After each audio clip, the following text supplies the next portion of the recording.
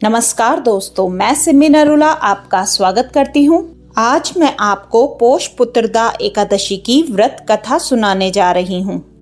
धर्मराज युधिष्ठिर ने श्री कृष्ण से कहा कि आप कृपा करके मुझे पोष माह के शुक्ल पक्ष की एकादशी के विषय में बतलाइए। इस एकादशी का क्या नाम है, इसका क्या विधान है और इस दिन किस देवता का पूजन किया जाता है।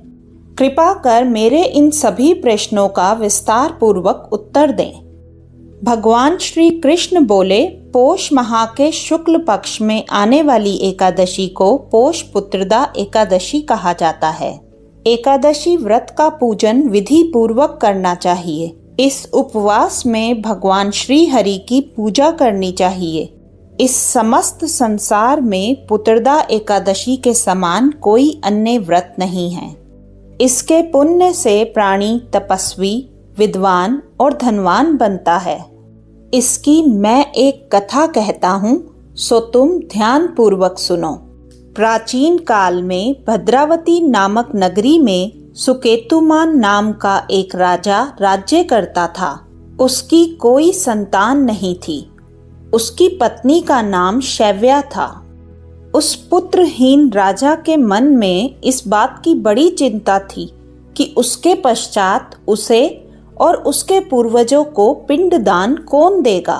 उसके पितृ भी व्यथित होकर पिंड लेते थे कि सुकेतुमान के उपरांत हमें कौन पिंड देगा। राजा को भाई, बांधव, धन, हाथी, घोड़े, मंत्री, इन सब में से किसी से भी संतोष नहीं होता था और इसका एकमात्र कारण पुत्रहीन होना था। वह सदैव यही विचार करता था कि मेरे मरने के बाद मुझे कौन पिंडदान करेगा। बिना पुत्र के मैं पितरों और देवताओं का ऋण कैसे चुका सकूंगा। राजा रात दिन इसी चिंता में घुला रहता था।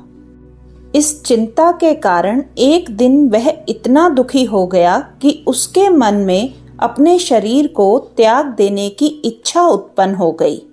परंतु आत्महत्या को महापाप समझकर उसने ऐसा विचार अपने मन से निकाल दिया।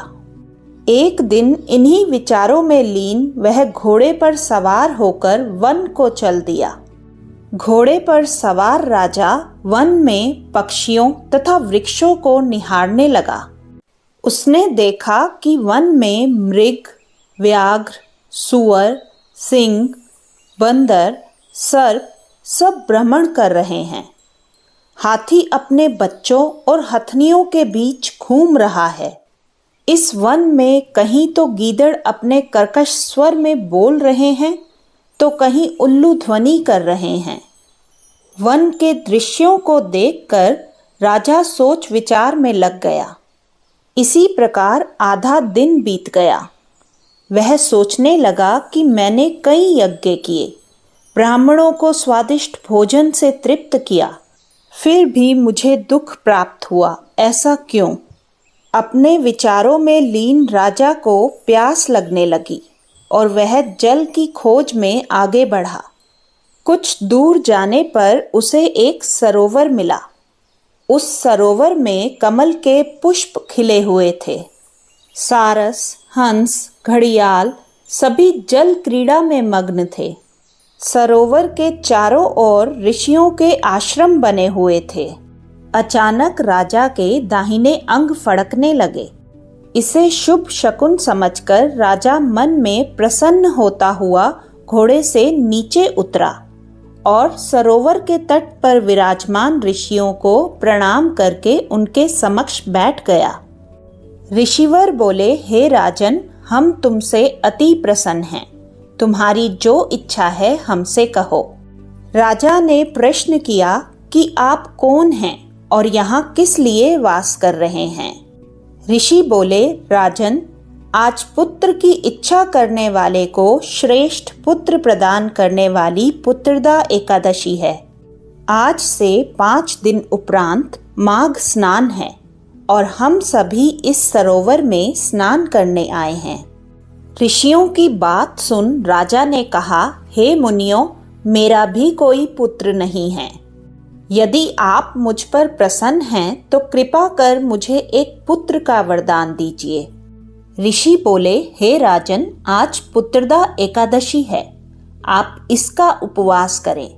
भगवान श्री हरि की कृपा से आपके घर अवश्य ही पुत्र होगा। राजा ने ऋषि के वचनों के अनुसार उस दिन उपवास किया और द्वादशी को व्रत का पारण किया। उसके पश्चात वह ऋषियों को प्रणाम करके वापस अपनी नगरी आ गया। भगवान श्री हरि की कृपा से कुछ दिन बाद ही रानी ने गर्भ धारण किया और 9 महीने के पश्चात उसने एक तेजस्वी पुत्र को जन्म दिया। वह राजकुमार बड़ा होने पर अत्यंत वीर, धनवान, यशस्वी एवं प्रजापालक बना। श्री कृष्ण ने कहा कि पुत्र की प्राप्ति के लिए पुत्रदा एकादशी का उपवास करना चाहिए। पुत्र प्राप्ति के लिए इससे महान कोई अन्य व्रत नहीं है। जो कोई व्यक्ति पुत्रदा एकादशी के महात्म्य का पाठ और श्रवण करता है तथा विधि अनुसार इसका उपवास करता है, उसे सर्व गुण संपन्न पुत्र रत्न की प्राप्ति होती है। श्री हरि की कृपा से वह मनुष्य मोक्ष को प्राप्त करता है।